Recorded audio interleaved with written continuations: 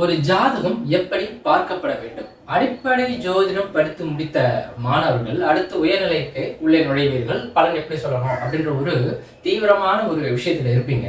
இப்போ ரொம்ப சுலபமான ஒரு வழிமுறை உங்களுக்கு நான் சொல்ல போறேன். உயர்நிலை உள்ளே வந்திருப்பவர்களுக்கு பலன் சொல்லணும், தெளிவா சொல்லணும்னு நினைக்கிறவங்களுக்கு இது போல பல விஷயங்களை நீங்க தெரிஞ்சுக்கணும்னா என்னுடைய வாட்ஸ்அப் வழி ஜோதிட பாடத்துல தாராளமா இணைஞ்சிக்கலாம். ஜோதிடம் படிக்க விருப்பம் உள்ளவர்கள், அதாவது உயர்நிலை படிச்சு இன்னும் ஜாதக பலன் சொல்ல வரணும்னு நினைக்கிறவங்க என்னுடைய வாட்ஸ்அப் வழி பாடத்துல தாராளமாக இணைஞ்சு நீங்க ஜோதிட பாடம் சிறப்பாக படிக்கலாம். நீங்க என்னுடைய வாட்ஸ்அப்ல கான்டாக்ட் பண்ணீங்கனாலும் இல்ல இதே தொலைபேசி எண்ணில் என்னை தொலைபேசி வழியாக என்னை தாராளம் நேரடியாக அழைக்கலாம்.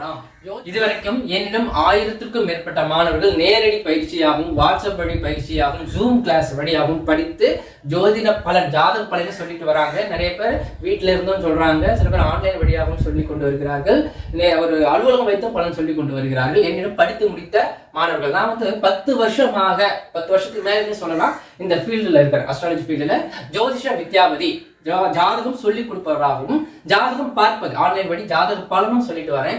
என் கணிதம் தொலைபேசி எண்களை சிறப்பாக அமைத்து கொடுப்பதும் வாஸ்து முறை வீடு வாசல் அளவு இதையெல்லாம் திருத்தி கொடுப்பதும் எல்லா விஷயங்களும் செய்து கொண்டு வருகிறேன். என்னோட யூடியூப் சேனலை புதுசா பாக்குறவங்க வீடியோவுக்கு பிளேலிஸ்ட் எல்லாம் போய் பார்த்தீங்கன்னா உங்களுக்கு தெளிவா பாருங்க. வாட்ஸ்அப் வழி ஜோதிடம் படிக்கும் மாணவர்கள் என்னை வாட்ஸ்அப்பில் தாராளமாக தொடர்பு கொள்ளலாம்.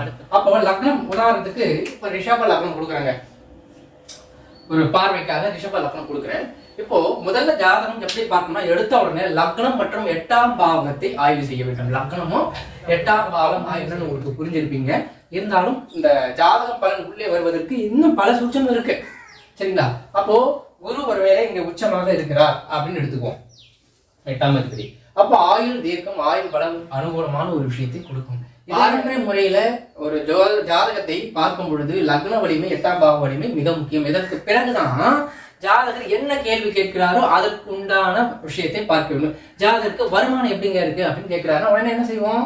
லக்னத்துக்கு 2-11 பார்க்கறது. 2ஆம் வீட்டு அதிபதி புதன். இப்போ உதாரணத்துக்கு புதன் இங்கே இருக்கிறார்னு எடுத்துக்கோங்களேன், ஆட்சி ரொம்ப விசேஷம், சரிங்களா? ஒருவேளை புதன் இங்கே இருக்கிறார் என்றாலும் இங்க என்ன ஆயிடுது? இங்க ஆட்சி. நான் இப்ப என்ன சொல்லியிருக்கேன், ஆட்சி ரொம்ப சிறப்புன்னு சொன்னா இங்க பாருங்க, இங்க நீசம் அடைந்திருக்கிறார். இந்த நீசம் அடைந்ததுனால உச்சம் பெற்ற சுக்கிரன் உடன் இணைந்திருப்பதால் நீசபங்கம் அடைந்து விடும். புதன் நீசபங்கம் அடையுது. அதனால அவருக்கு வருமான பிராப்தம் லாபம் அனுகூலம் சிறப்பாக கிடைச்சிடும். ஆனால் நீசப்பெற்ற கிரகம் ஒரு உச்சம் பெற்ற கிரகத்தோடு இணைஞ்சதுனால ஜாதகருக்கு சில அவப்பெயர்கள் கெட்ட பெயர்களும் வரும். அந்த வகையாக அழைக்கலாம். ஜோதிடம் படிக்க விருப்பம் உள்ளவர்கள், அதாவது உயர்நிலை படிச்சு இன்னும் ஜாதக பலன் சொல்ல வர நினைக்கிறவங்க என்னுடைய வாட்ஸ்அப் வழி பாடத்துல தாராளமாக இணைஞ்சு நீங்க ஜோதிட பாடம் சிறப்பாக படிக்கலாம்.